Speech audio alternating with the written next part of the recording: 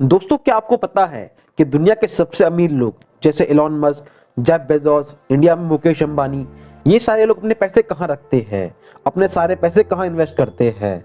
Elon Musk, जिनकी net worth अभी के टाइम पर 255 बिलियन डॉलर है, और वहीं पर जेफ बेजोस, जिनकी नेट वर्थ 199 बिलियन डॉलर है, और यहीं पर हमारे मुकेश अंबानी, वो भी ज्यादा पीछे नहीं है, उनकी नेट वर्थ 89 बिलियन डॉलर है। अब आखिर इन लोगों के पास इतना सारा पैसा है तो सबके मन में ये सवाल जरूर आता होगा कि आखिर ये इतने सारे पैसे को इन्वेस्ट कहाँ करते हैं या रखते कहाँ पर है। दोस्तों, आज हम इस वीडियो को 5 पॉइंट में समझेंगे, क्योंकि 5वां पॉइंट बहुत इंपॉर्टेंट है, तो ये वीडियो आप पूरी देखना। फर्स्ट, दोस्तों, ये लोग कभी भी अपने पैसे को एक साथ नहीं रखते। मतलब ये लोग कभी भी अपने सारे पैसे को एक जगह इन्वेस्ट नहीं करते, बल्कि कई सारी जगह डाइवर्सिफाई करके रखते हैं। और क्योंकि इन लोगों को पता है कि डाइवर्सिफिकेशन करना बहुत जरूरी है। दोस्तों, एक रिसर्च ये बताती है कि जो रिच लोग होते हैं वो अपने सारे पैसे के सिर्फ 1% को ही बैंक में रखते हैं, या फिर उस पैसे को अपने पास रखते हैं जिसे वो सही अपॉर्चुनिटी आने पर यूज कर सके। आपको एक एग्जांपल देता हूँ। मार्च 2020 में शेयर मार्केट बहुत डाउन हो गया था, जिसकी वजह से पैनिक की वजह से कई सारे लोगों ने अपने स्टॉक बेच दिए थे, और इसी कारण बहुत अच्छी अच्छी कंपनियों के शेयर बहुत लो प्राइस पर मिल रहे थे। और उस टाइम पर इन अमीर लोगों ने अपने कैश का फायदा उठाया और शेयर मार्केट में बहुत ही सस्ते दाम पर बहुत अच्छी कंपनियों के शेयर खरीद लिए, जिससे कि वो आज काफी अच्छे प्रॉफिट में है। और इसी वजह से अमीर लोग अपने पास सिर्फ उतना ही कैश रखते हैं जितना कि सही अपॉर्चुनिटी मिलने पर वो उस कैश को यूज कर सके। और इसके बाद कुछ अमीर लोग अपने पैसे को इन्वेस्ट करते हैं सबसे ज्यादा इक्विटी और स्टॉक्स में, जैसा कि मैंने आपको बताया, और उसके बाद बॉन्ड्स, कैश, रियल एस्टेट में भी इन्वेस्ट करते हैं। दोस्तों, जितने भी अमीर लोग होते हैं वो अपने पैसे को बहुत ढंग से सोच समझ कर इन्वेस्ट करते हैं, और वो कभी भी स्पेकुलेट नहीं करते हैं, और पूरी तरह से सेटिस्फाई होने के बाद, रिसर्च करने के बाद ही अपने पैसे को कहीं पर इन्वेस्ट करते हैं। जैसे वॉरेन बफेट।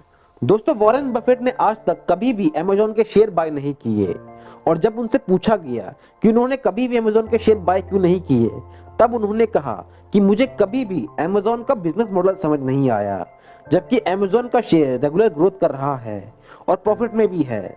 और यहीं से हमें ये समझ आता है कि कोई भी रिच माइंडसेट ऐसे इन्वेस्टमेंट नहीं करता जो उसे समझ नहीं आए।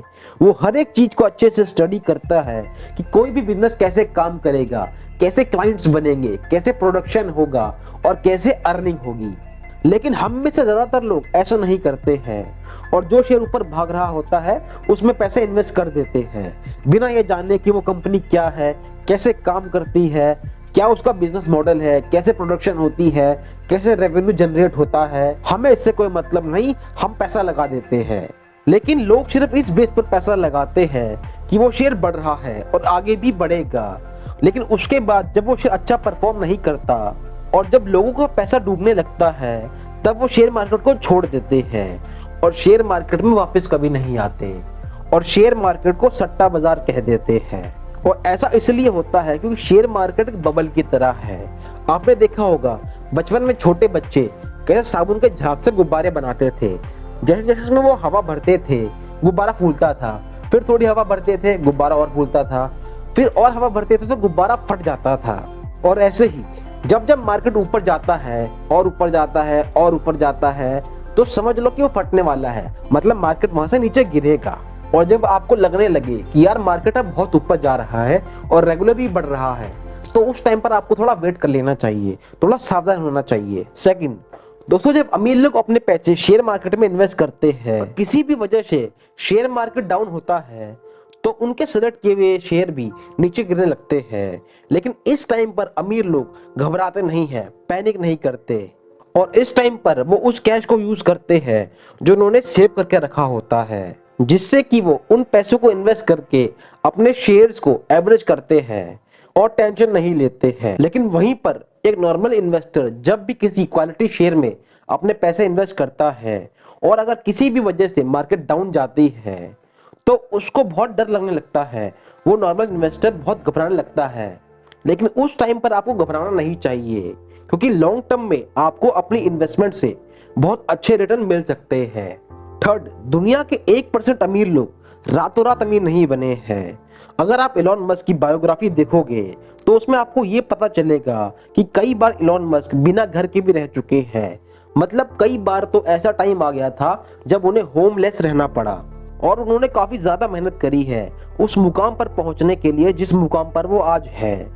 और साथ ही इलॉन मस्क ने अपनी लाइफ में बहुत ज्यादा रिस्क लिए हैं। और अगर आप बोलोगे कि इलॉन मस्क पर एक डिटेल्ड वीडियो बनाओ कि कैसे इलॉन मस्क ने शुरुआत करी और कैसे धीरे धीरे करके वो दुनिया का सबसे बड़ा आदमी बन गया, सबसे अमीर आदमी बन गया, तो इस पर मैं एक वीडियो बना दूंगा। दोस्तों, आपको एक अच्छी लाइफ स्पेंड करने के लिए इलॉन मस्क की तरह बहुत बड़े बड़े रिस्क लेने की जरूरत नहीं है। आप फंडामेंटली स्ट्रॉन्ग और अच्छी क्वालिटी के 5-10 शेयर ले सकते हो और उनमें अपने पैसे को डाइवर्सिफाई कर सकते हो, और वो कंपनियां आपको फ्यूचर में बहुत अच्छा रिटर्न दे सकती है जिससे कि आप वेल्दी हो सकते हो। अब दोस्तों, मैंने सिर्फ 5-10 कंपनियां ही क्यों बोली, क्योंकि लोग हर उस कंपनी को खरीदना चाहते हैं जिसका शेयर प्राइस बढ़ रहा है। लेकिन दोस्तों, आपको ऐसा नहीं करना है। आपको सिर्फ उस एक सेक्टर पर ध्यान देना है जो फ्यूचर में काफी ग्रो हो सकता है, जिसके पास फ्यूचर में कई अपॉर्चुनिटीज है, और वैसी कंपनी ढूंढकर आप उसमें अपना कुछ ज्यादा अमाउंट इन्वेस्ट कर सकते हो। क्योंकि लोग शेयर मार्केट से एक्स्ट्रा ऑर्डिनरी रिटर्न चाहते हैं, और उसके लिए आपका कुछ ज्यादा पैसा किसी एक कंपनी के शेयर में होना चाहिए। लेकिन उसके लिए आपके पास एक डीमैट अकाउंट होना जरूरी है, और अगर आप फ्री में डीमैट अकाउंट ओपन करना चाहते हैं तो लिंक आपको डिस्क्रिप्शन में मिल जाएगा। फोर्थ, दोस्तों, अमीर लोग सबसे पहले अपने ऊपर इन्वेस्ट करते हैं, अपने ऊपर खर्च करते हैं, अपने बिजनेस के ऊपर इन्वेस्ट करते हैं, जिससे कि वो एक बढ़िया बिजनेस फ्यूचर में तैयार कर सके। जब वो लोग अपने ऊपर इन्वेस्ट करते हैं तो इसका मतलब ये नहीं कि वो बहुत महंगी महंगी चीजें लेते हैं, महंगे महंगे घर, महंगे फोन्स, लैपटॉप, कार, हाँ ये सब भी लेते हैं, लेकिन बाद में। पहले वो खुद को डेवलप करने के लिए, अपनी नॉलेज बढ़ाने के लिए इन्वेस्ट करते हैं। जैसा कि आपने बिल गेट्स के बारे में सुना होगा, बिल गेट्स को बुक पढ़ना बहुत अच्छा लगता है, और शायद बुक पढ़ने की वजह से ही, उनकी नॉलेज की वजह से ही वो इतनी बड़ी कंपनी माइक्रोसॉफ्ट को बना पाए हैं। और इसके साथ ही बिल गेट्स ने दुनिया की मोस्ट एक्सपेंसिव बुक बाय करी है। अब आप ये सोच रहे होंगे कि यार ज्यादा से ज्यादा कितनी महंगी बुक होगी, 10,000, 1 लाख, 5 लाख, 10 लाख। लेकिन नहीं दोस्तों, उन्होंने 1 करोड़ नहीं, 10 करोड़ नहीं, 100 करोड़ नहीं जी, 100 करोड़ भी नहीं, उन्होंने 209 करोड़ की इस बुक को परचेज किया है। अब दोस्तों, इतने बड़े आदमी ने इतना खर्चा करके इस बुक को बाय किया है तो कुछ तो खास होगा बुक्स में। अब दोस्तों, मेरा मतलब ये नहीं है कि आपको भी महंगी महंगी बुक्स लेनी चाहिए।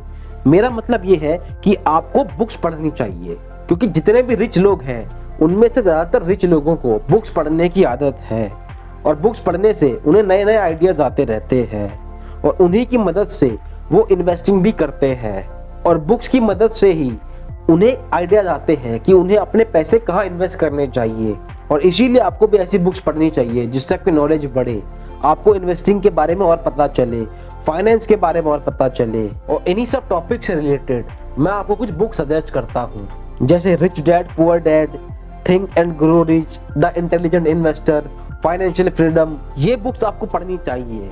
और अगर आपके पास इतना टाइम नहीं है कि आप इन्हें पढ़ें, तो मैंने इन सब बुक्स की समरी आपके अपने चैनल फाइनेंस फ्लुएंट पर डाल रखी है, तो आप उन्हें जरूर चेक करें, जिससे आप अपनी नॉलेज बढ़ाकर फाइनेंशियल इंडिपेंडेंस की तरफ एक कदम बढ़ा सकते हैं। और अगर आपको हमारी वीडियोस पसंद आती है या कुछ नॉलेज मिलती है तो हमारी वीडियोस को लाइक करें, और जल्दी से जल्दी अपने दोस्तों के साथ शेयर करें, और जितनी जल्दी हो सके इस चैनल को सब्सक्राइब करके बेल नोटिफिकेशन जरूर दबा दें, ताकि हमारे चैनल के जल्दी से जल्दी 1000 सब्सक्राइबर हो जाए।